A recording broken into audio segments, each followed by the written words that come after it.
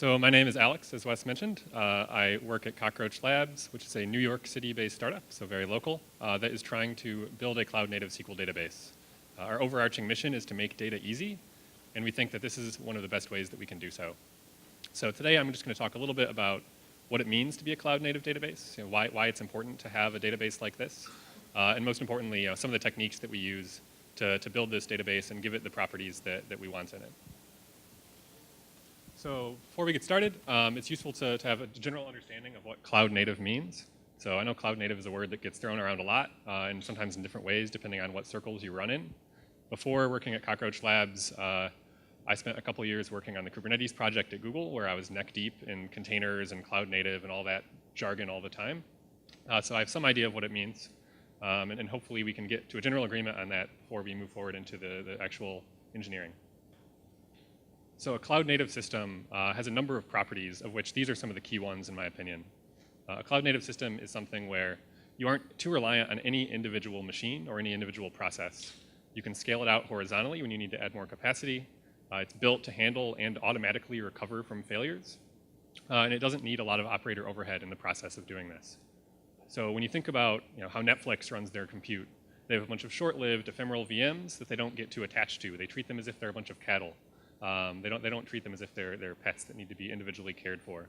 And if something fails, it doesn't matter. They just spin up a few new ones and everything recovers. And that's really the ideal of a cloud-native system. These systems tend to be things that work really well in orchestration frameworks. So they can be packaged up into containers very often, stuck on top of Kubernetes or Swarm or Mesos, and run well in those kinds of environments. On the other hand, just for understanding, something that isn't cloud-native is something that lacks one or more of those properties. It can't scale out. It might rely on a single point of failure. Maybe it's even just a single monolithic application. Maybe it's a manual failover process, so it can't automatically recover from problems, or it's tied to a particular piece of hardware. And so these properties aren't anything totally new. They're not mind-blowingly unique. They sound like a lot of databases out there on the market today.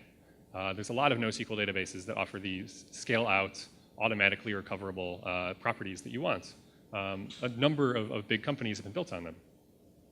But these systems typically lack things like strong consistency and generalized transactions that the developers of yore got when they used traditional relational databases. And so nowadays, when you pick a database, you kind of have to choose your poison. Do you want a traditional SQL database that has great consistency, gives you transactions to make developing your application easier, but you give up things like horizontal scaling and fault tolerance? Or you choose a NoSQL database and have to work around the lack of strong consistency in your application, the lack of generalized transactions.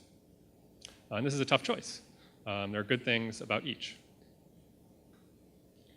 Of course, at this point, some people might say, great businesses, great services, great companies have been built on top of NoSQL databases without consistency, without transactions. Maybe they're not important.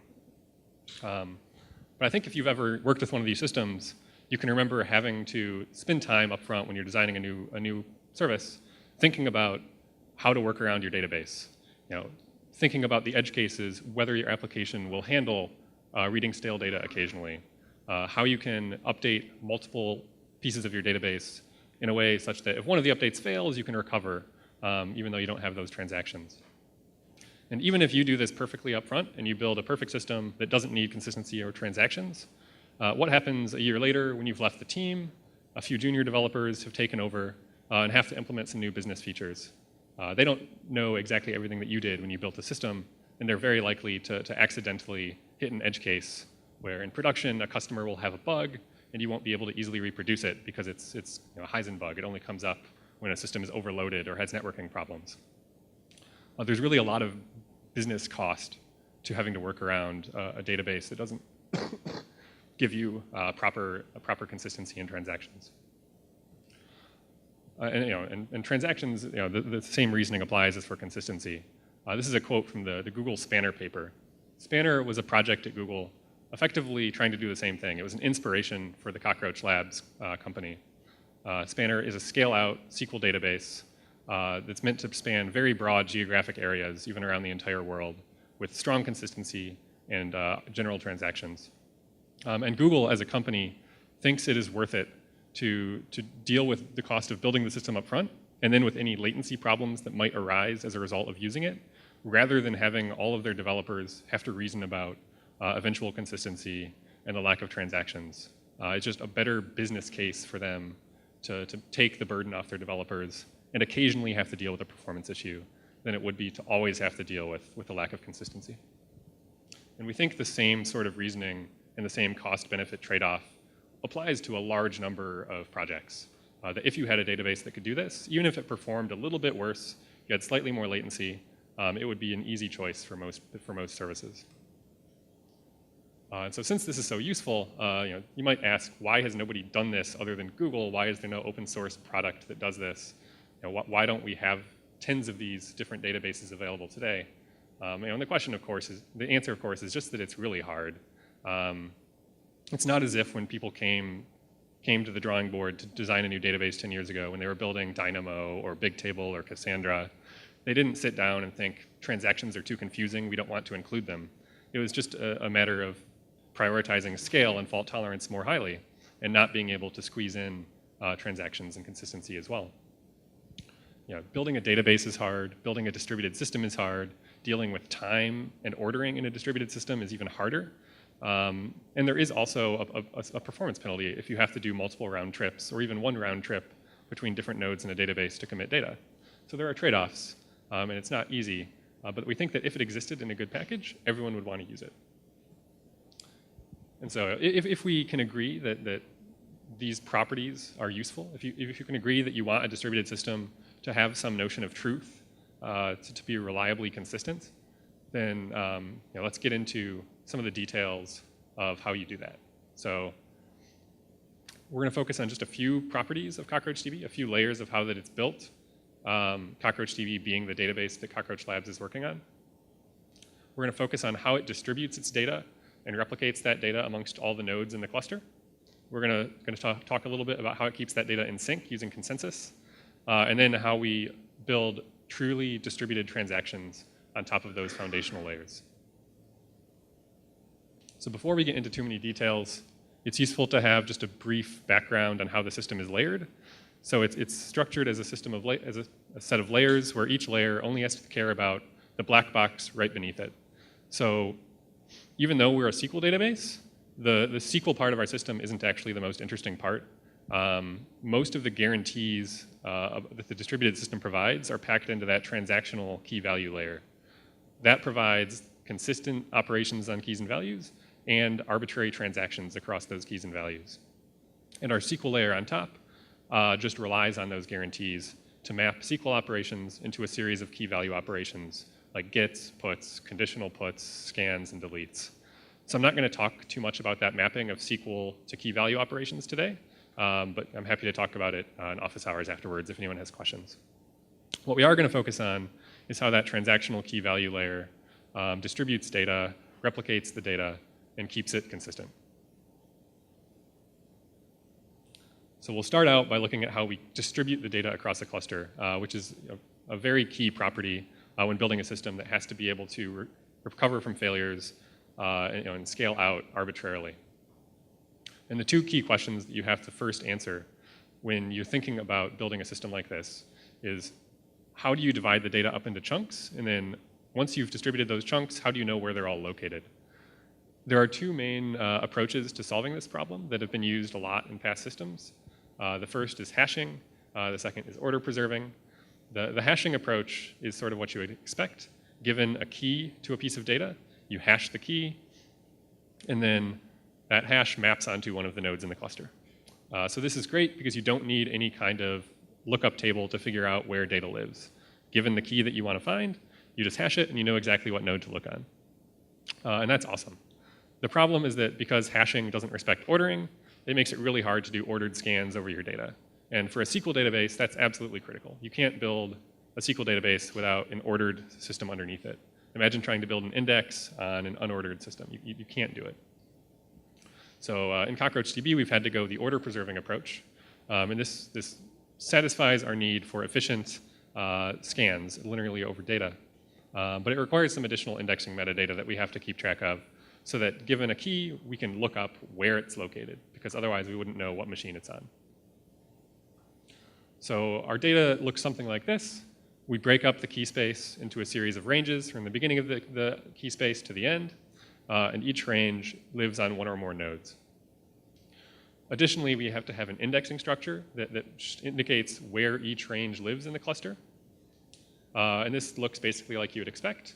And so when you need to look up a key, first you have to look in this indexing range, this shard index, find the range that your key is in, and then that will have the information on what nodes that data is on. And so we have to keep this shard index available so that all the nodes know about it, because our system has symmetrical nodes. There is no master that you go look up this index on. Every node knows how to access this index. And so if you want to do a scan, it works effectively as you would expect. You look up the start key, find the range that it's in, look up the end key, find the range that it is in, and then scan all of the ranges in between. And a nice benefit of this order-preserving approach is that when a shard gets too large, we can just split it in half and update the index. In some hashing schemes, if you end up with too much data hashed to a particular node, you have to actually modify your hashing algorithm in some way in order to spread that data off the node that it's ended up on. So all we have to do is split it and then update the index. And if you kind of squint at it a little bit, this looks a little bit like a B tree, the data structure that's at the heart of most relational database systems, where you have an ordered tree pointing downward where the actual data is held in the leaves. So it's kind of like a funny coincidence that we ended up at a similar data structure. The other key part of how we distribute the data is where we put it. So we try to keep the data separated so that we don't have all of it on one node. Obviously, we want to balance it. But most importantly, we have to replicate it, because if we only kept one copy of the data, as soon as a node dies, you have unavailability. That data is not there. And if the disk dies, if the disk fails, you might have lost the data. So we have to keep the data stored on multiple machines. And we have a scheduling algorithm that allocates these ranges to these nodes. And it's very dynamic. As nodes are added, we rebalance constantly to get data spread out onto the new nodes, which improves performance, improves availability. It limits the damage that one node dying can do. And then as a node dies, we also have to make sure that we don't lose data in those cases. So let's look at adding a new node. We add a new node here. It starts out empty. And one of the nodes that has data recognizes there's a new node that has a lot of space. And I'd like to take some burden off of myself. So we're going to move range 3 onto this new node. Once we copy the data over, we can kill one of the old ranges. So node 3 is able to save some space.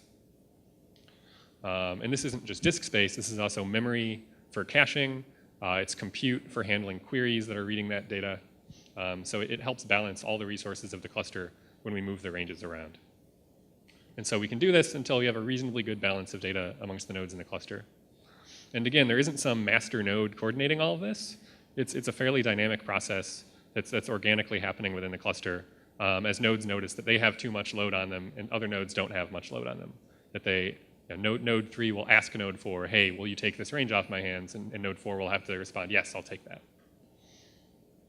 The other interesting case here in the balancing of data is when a node fails. So if we lose a node, we're down to fewer copies of our data than we want. So we want to keep a minimum of 3 copies of each range at all times for availability purposes. So once node 2 dies, we only have 2 copies of a couple of our ranges. So again, the nodes recognize this and create a new replica on a node that has some space. So the ranges that do have that data are going to have to work extra hard to copy the data to a new node to ensure that the data isn't lost.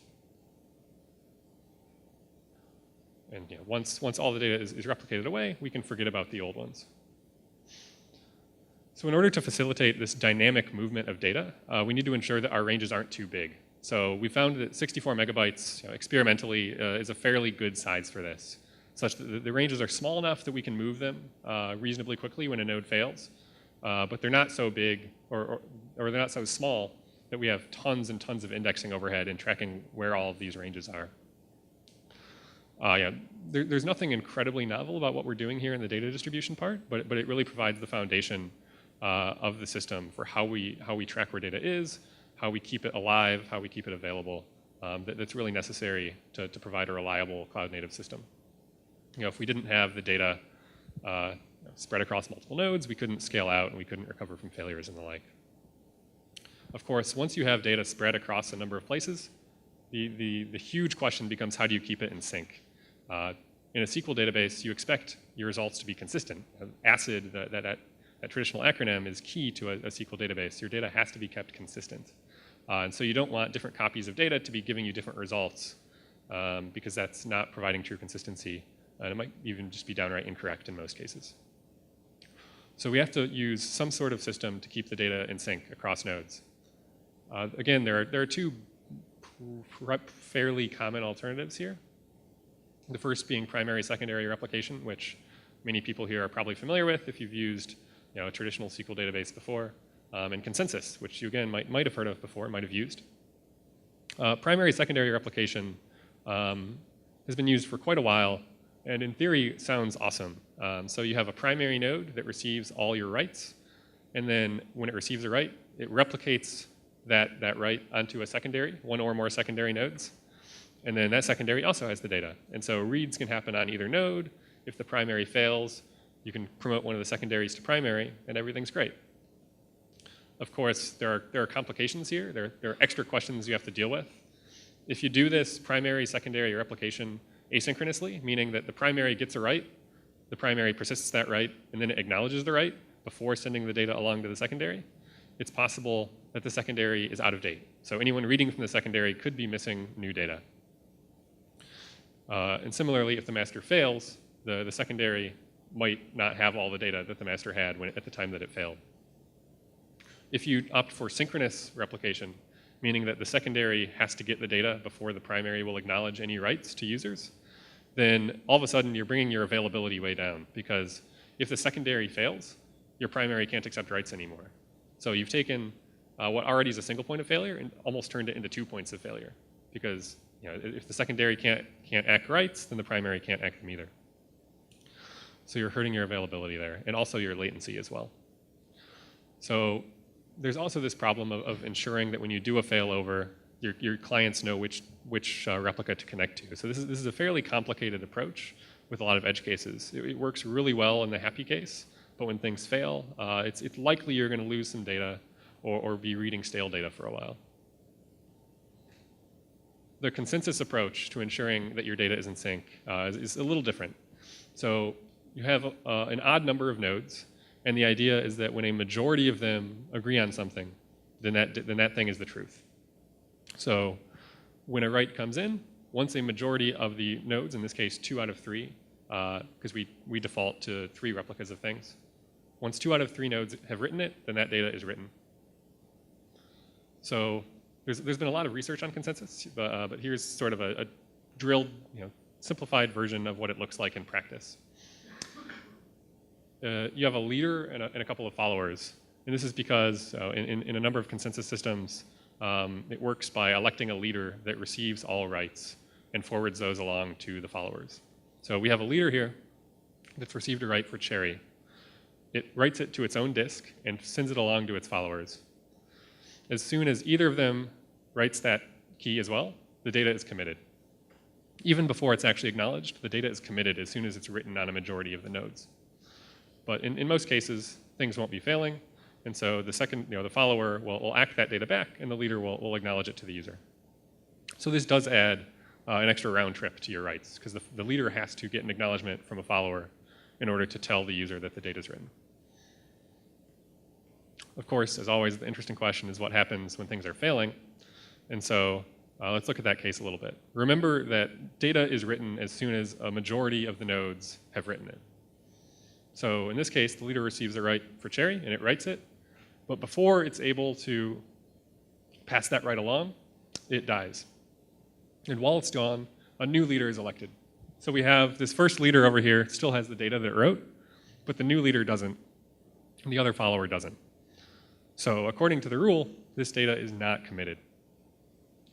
And when the new leader receives a read for that key, it will see that it's not on a majority of the nodes. That data is not committed. So it will return that the key was not found to the user, and the follower will be told to remove Cherry from its data, that data is not part of the database. So we, in particular, use the Raft consensus protocol, as was mentioned by Will a couple talks ago. This is, as he said, it's sorry, it's meant to be a simplification of previous consensus protocols like Paxos. Paxos was conceived of in the 90s and kind of languished for a long time because it was so complicated that nobody could really implement it in a practical way. And there are still not really good open source implementations of it. Raft was come up with by a PhD student a few years ago purely to be more understandable. And at this point, there are an incredible number of solid implementations that you can get out there if you look for them out in open source. So using consensus in your service is now a practical thing to do because there are implementations out there that you can rely on. In particular, we share an implementation with the etcd team, etcd being another database.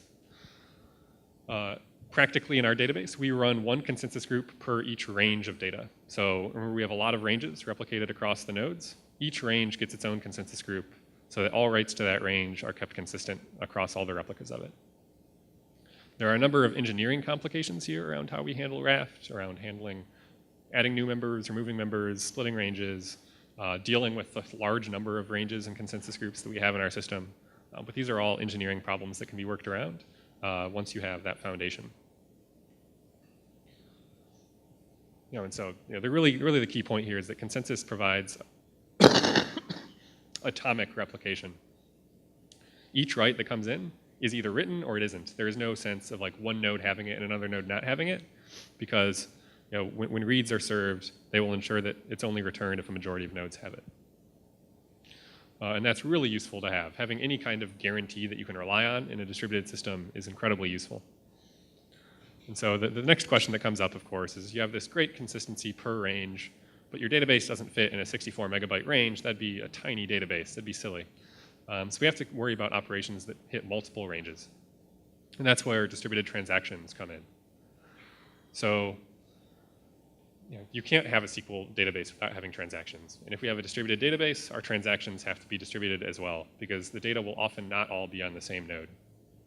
And we want to be a full database. We want to achieve full Postgres compatibility. So we have to have the traditional ACID semantics, where your commit is all or nothing. It's consistent.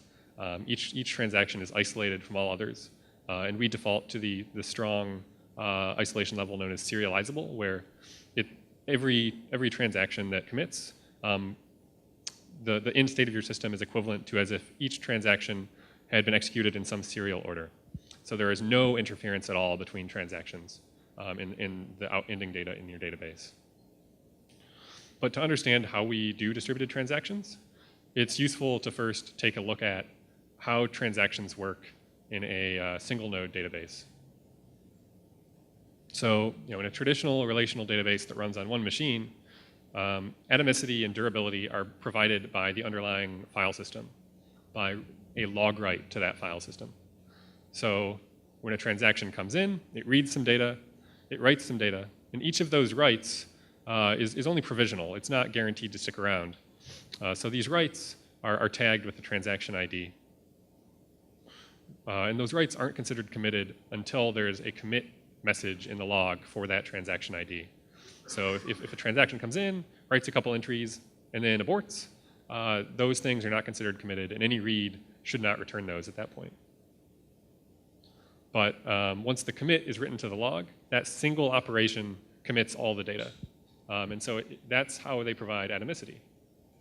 Of course, in a distributed transaction, we don't have a single log that we can write to. We don't have a single disk that we can write this transaction log to. So we bootstrap it off of Raft. So we use Raft, the consensus protocol, to store a transaction record that we can then switch to committed via an atomic write. And because that consensus group is replicated and the writes to it are atomic, we achieve the atomicity and durability the same as in a log write to local disk. So a transaction can come in, we can write a bunch of things across the database that all are tagged with the transaction ID. And when the transaction is done, we write that that transaction ID has committed. And that switches all of those provisional writes from not committed to committed in one single step. So let's take a little look at how that works. a user starts a new transaction, and so we create a transaction record for it, in this case transaction 1, and it's in the pending state because it hasn't committed, it hasn't been rolled back, it hasn't been aborted, it's just ongoing. So then the user puts a key. They write a key, they write another key, and these keys are in different ranges, you might notice, so we can't just use a single consensus group here. And then they decide to commit the transaction. As soon as they do that, the transaction is committed. Any read that comes along and sees a write with a transaction ID attached to it has to go look up whether that transaction has committed yet before they can reliably return that data. And then in the background, we can then go clean up those provisional writes. That background cleanup doesn't change the semantics of anything. As soon as the commit record is written, that data is persisted. But cleaning up those intents prevent reads from having to go do that lookup, so it's a performance optimization. And again, this is the happy case. This is when nothing's failing, when there are no conflicts. So of course, we have to take a quick look at how we deal with some kinds of conflicts. Because in databases, a lot of the complexity comes from trying to prevent different transactions from interfering with each other in some way. You don't want two ongoing transactions to, to see each other's data before it's been committed. So in this case, we again start off with a transaction writing a key, and then we have another transaction come in and try to read that key. So transaction 1 has not committed yet at this point. So transaction 2 sees this key here with transaction ID tagged to it. Because it has a tag on it, it has to go look at the transaction record for that transaction. So it checks the status of it, and in this case, sees that it's pending. So there's some funniness here with timestamps. Depending on which transaction's timestamp is first, it might do different things here. But we're going to assume that transaction 2 has an earlier timestamp than transaction 1, just for simplicity. And in this case, it sees that transaction 1 has a later timestamp. It hasn't committed yet. Transaction 1 can return without returning that value. It'll say that it wasn't found. If transaction 2 had a later timestamp than transaction 1, we may have had to push transaction 1's timestamp back, but that's getting pretty far into some of the details of how we do distributed transactions. So transaction 1 might have had to commit at a later timestamp. And we'll look at one other conflict here, a write conflict, where two transactions are trying to write the same data. So we have two transaction records here. The second transaction wants to write to a key that transaction 1 has written to, but not yet committed. This would not be allowed. We could not let both of these transactions go forward. That would be a write anomaly. So one of the transactions has to lose. Notably here, we don't use locks. If you look at how something like MySQL works, they use locks that get held on keys while a transaction is ongoing. So in this case, transaction 2 would try to write to Cherry, but it wouldn't be able to get the lock because transaction 1 held it. We use what's known as an optimistic concurrency protocol, where we don't use locks, but we detect conflicts as they occur. So normally things can just proceed along happily without needing to worry about locks. But once we notice that two transactions are overlapping in some way that's not allowed, we have to abort one of them, or at least push one of them back. So in this case, transaction 2 aborts transaction 1, says, I'm going to take over, I'm going to use this key, you're going to have to restart if you want to use it. And that prevents them from having an anomaly. So once transaction 2 has done that, it can go forward, write the key, and commit. If transaction 1 still wants to write that key, it's going to have to restart from scratch and re-put that key. So that's a couple quick examples of how we deal with conflicts. There is more detail, more to it than just that, but that's really the foundation. And it's really all keyed on Raft. So if Raft didn't provide us atomicity and durability, we wouldn't be able to provide anything. We couldn't provide consistency or isolation. And so, there's a lot more to talk about. If you want to go check out more, you can read our blog. We have a bunch of great posts detailing exactly how we do this without locks, how we map SQL onto KV, et cetera. And I definitely recommend you check it out if you're curious to learn more. So just to summarize, We're trying to build a SQL database that works really well in modern cloud environments. Can bring together the best of SQL databases with their strong guarantees that help developers, and NoSQL databases with their great operational attributes that keep them up, keep them available, keep them serving data. And it's not easy to build this, but once it's built, it's much easier for people to use, is the goal. And we do this using a few techniques. We have to distribute data carefully, keep it consistent, provide transactions on top of it. So thanks a lot for listening to the talk. You can check out more info on our website. You can read the code, read the design docs on our GitHub repository. And feel free to ask me questions both afterwards or via email if you'd like.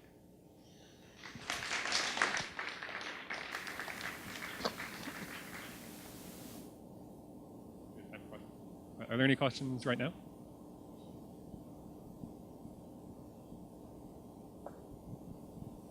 Are you doing, how are you maintaining, how are you ensuring that there's no phantoms? Is your read-write set based on the ranges or the individual keys? It's both. So we have a timestamp cache as well, where we track which keys and which ranges have been written or read to.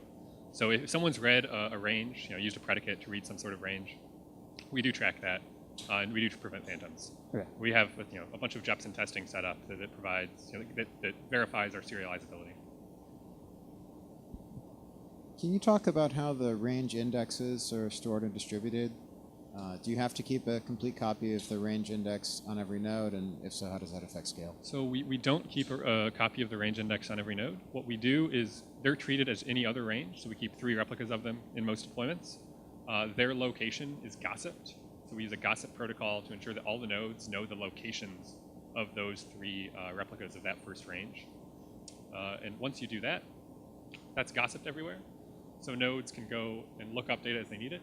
We also cache it to avoid the performance overhead of doing those lookups every time.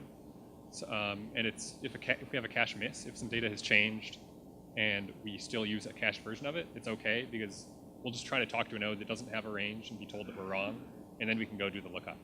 So we gossip the location of those ranges, update them normally as if they're a normal raft group, and then cache it for performance reasons.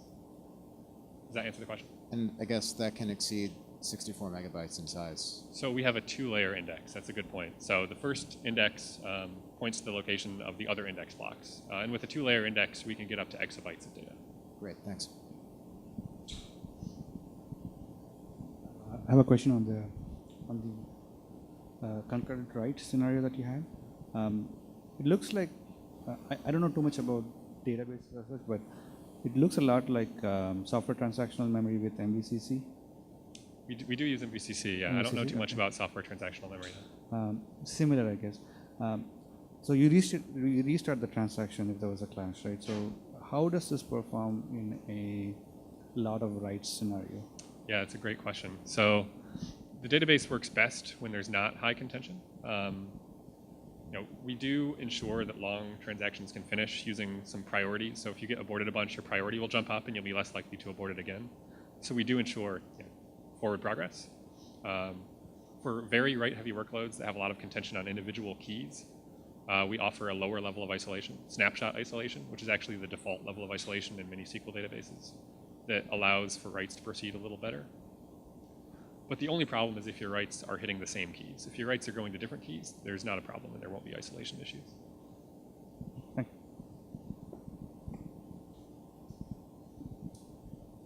you. So sorry, I may have missed this, but the so when a transaction starts, it needs to check to see if there's a conflicting transaction that's currently pending, right? But how does it know where is that data stored? So you said that it's handled by Raft, but you have a Raft instance per range. So yeah. So when a transaction starts, we don't actually create a transaction record until the first operation for that transaction happens. But say a write comes in for the transaction, and that goes to a particular range. As a performance optimization, we put the transaction record in that same range as the data that we just wrote. And then in the provisional writes that point to the transaction record, they should say where it is. So it's a little much to explain in words rather than a diagram, but the provisional writes point to the transaction record so that readers know where to look for it. And typically we put it in the same range as the first write.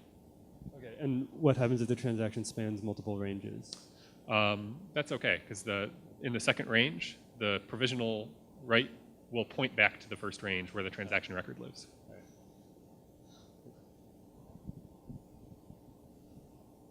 What happens when one of the nodes go down during a transaction? So if the node, remember we're using Raft for all of this. So each Raft group is going to be replicated to 3 different nodes typically. And so if one node goes down, if it was a follower of a given Raft group that was part of the transaction, nothing really happens. It doesn't matter because the leader will still be able to get an ACK from the other follower. If a node goes down that had a leader for one of those Raft groups, there will be a short delay around a second or so, maybe 2 seconds. I forget what our current timeout is, before a new leader gets elected and can continue that transaction. But the new leader will have all the data, and so the transaction won't have to abort or anything. It has to wait for a new leader to be elected that can continue taking on the operations.